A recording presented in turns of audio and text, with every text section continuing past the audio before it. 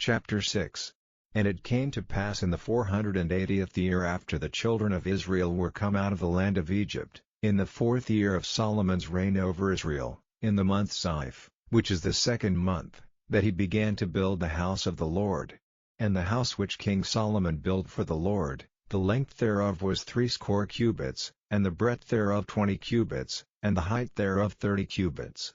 And the porch before the temple of the house, 20 cubits was the length thereof, according to the breadth of the house, and 10 cubits was the breadth thereof before the house. And for the house he made windows of narrow lights.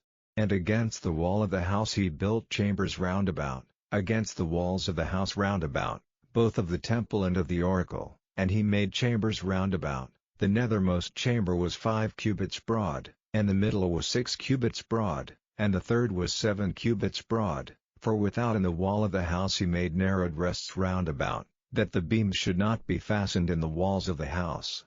And the house, when it was in building, was built of stone made ready before it was brought thither, so that there was neither hammer nor axe nor any tool of iron heard in the house, while it was in building. The door for the middle chamber was in the right side of the house, and they went up with winding stairs into the middle chamber, and out of the middle into the third. So he built the house, and finished it, and covered the house with beams and boards of cedar.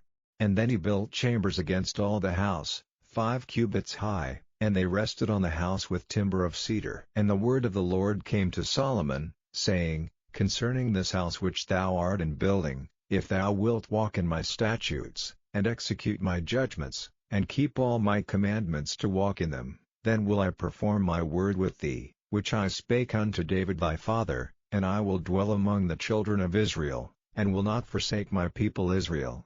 So Solomon built the house, and finished it. And he built the walls of the house within with boards of cedar, both the floor of the house, and the walls of the ceiling, and he covered them on the inside with wood, and covered the floor of the house with planks of fir. And he built 20 cubits on the sides of the house, both the floor and the walls with boards of cedar. He even built them for it within, even for the oracle, even for the most holy place. And the house, that is, the temple before it, was 40 cubits long. And the cedar of the house within was carved with knops and open flowers, all was cedar, there was no stone seen. And the oracle he prepared in the house within, to set there the ark of the covenant of the Lord. And the oracle in the forepart was 20 cubits in length, and 20 cubits in breadth, and 20 cubits in the height thereof, and he overlaid it with pure gold, and so covered the altar which was of cedar. So Solomon overlaid the house within with pure gold, and he made a partition by the chains of gold before the oracle, and he overlaid it with gold. And the whole house he overlaid with gold, until he had finished all the house. Also the whole altar that was by the oracle he overlaid with gold. And within the oracle he made 2 cherubims of olive tree, each 10 cubits high.